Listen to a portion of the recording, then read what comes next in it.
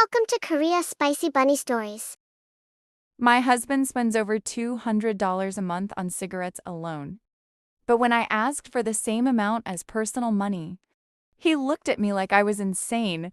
I'm pregnant. I cook every meal. I run the entire house. And somehow, he still thinks I don't need money of my own. Hello, my spicy bunnies. This story is not really about cigarettes. It's about what happens when one person slowly becomes financially trapped inside a marriage, while the other person starts acting like dependence is normal. Because financial control does not always look dramatic. Sometimes it looks polite, reasonable even. Until one day you realize you have to justify wanting your own money like a child asking for permission. And honestly, that realization changes something permanently. Let's get into it. I did not plan on becoming financially dependent on my husband. Before marriage, I worked full-time. I had income, savings, my own bank card, my own routines. Then we lost a pregnancy. That period destroyed me emotionally for a while. I could barely function normally. My husband became extremely protective after that. You should quit working for now. You need rest. Stress isn't good for you. At the time, it sounded caring, loving, safe. So I quit. That was over a year ago. Now I'm pregnant again, 3rd year of marriage, stayed-at-home wife, completely financially dependent. And somewhere during that time, my husband slowly stopped seeing me like an equal adult. Not intentionally. That's the strange part.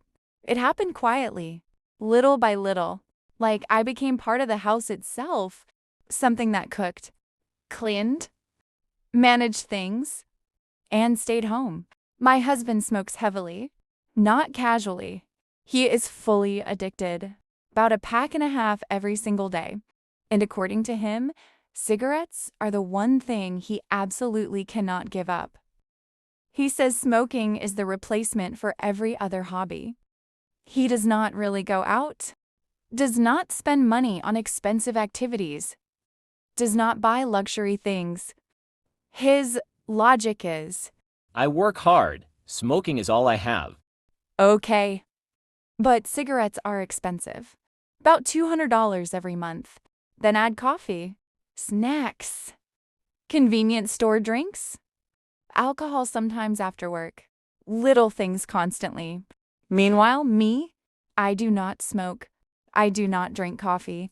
I do not drink alcohol. I barely even leave the house anymore because pregnancy exhausts me. I spend almost nothing on myself, and one day that started bothering me. Not because I wanted luxury things, because my husband spent money freely on himself every single day. While I had literally nothing that belonged only to me, one evening I brought it up carefully while making dinner. We should probably start cutting down expenses a little before the baby comes. He looked up from his phone. Like what? Maybe cigarettes a little. His expression changed immediately. You know smoking is the only thing I have. I'm not saying quit completely. You always bring this up. I'm talking about money in general. That made him pause. So I kept going. You spend money on yourself all the time. He frowned. What's your point? You buy cigarettes, coffee, drinks, snacks. Okay, I don't buy anything. you don't need to. That sentence irritated me instantly. What does that mean? I buy everything already. And there it was. That attitude, like groceries and household necessities, somehow replaced personal independence. So I said it directly. Okay then, give me the same amount you spend on cigarettes. He blinked. What? $200 a month. For what? Personal money. His face immediately hardened. You're seriously doing this over cigarettes again? No, I'm saying if you can spend $200 every month on something for yourself, then I should also have personal money. That's when he snapped. Stop nagging me about smoking already. I'm not nagging you. You know I can't quit. I literally said don't quit. Then what's your problem? My problem is that you spend money freely on yourself every day, while acting like I need permission to have any. The kitchen got very quiet. Then he asked the question that changed everything for me. What do you even need money for? I just stared at him. Because honestly, that is not a normal thing to say to your pregnant wife. I had swollen feet, back pain constantly.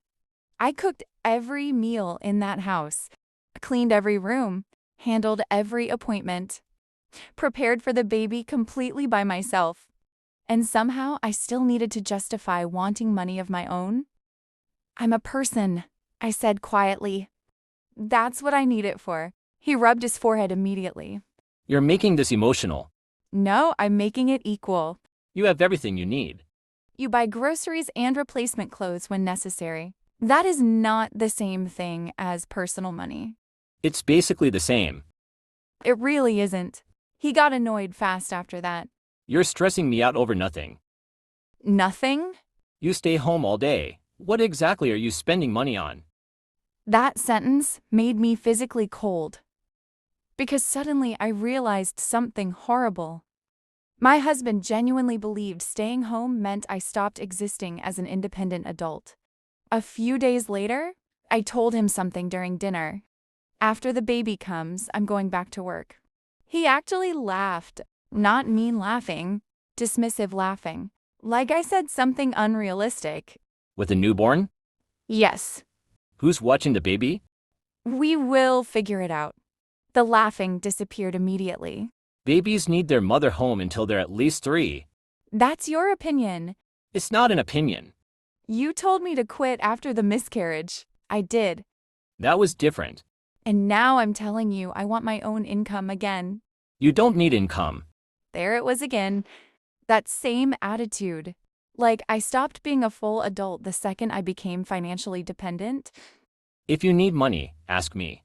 I don't want to ask. Why? Because I want my own. That frustrated him immediately.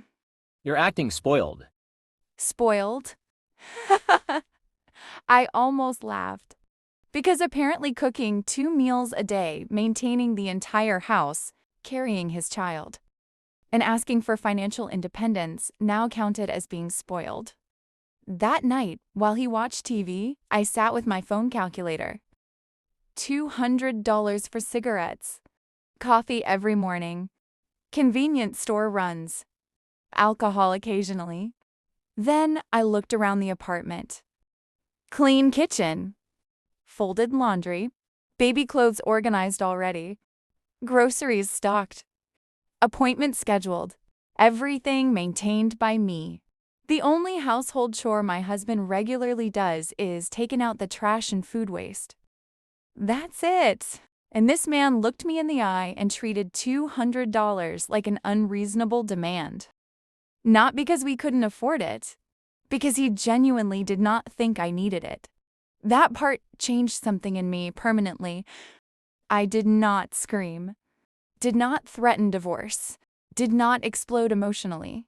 I just became very clear about my future. The baby comes first, right now. Obviously. But after that, I'm going back to work. Resume updated. Former coworkers contacted. Childcare researched. Everything. Because I refused to spend the next several years asking permission to feel financially human. My husband thinks I'll change my mind. I can tell. He dropped the conversation too easily. Like eventually I'll settle back into the routine and stop pushing. Maybe that worked before, but every time I hear that question in my head, What do you even need money for? I become more certain. I need money because I need independence. I need independence because I am still a person. Marriage should not erase that. Pregnancy should not erase that. And honestly, the moment your partner starts acting like your dependence is convenient for them, something is already deeply wrong. So tell me, bunnies, if your partner acted like you didn't deserve your own money, how long would it take before something inside you changed, too? Because, apparently, People had a lot to say about this one. Your wife literally miscarried and you still can't cut down on the smoking. That's actually insane. A man about to become a father smoking that much would genuinely stress me out. The craziest part is him acting like she's unreasonable for wanting her own money. He wanted a stay-at-home wife, a clean house, home-cooked meals, and childcare. But suddenly having her own spending money was too much. Even maids get paid. And don't forget to subscribe for more spicy Korean chaos.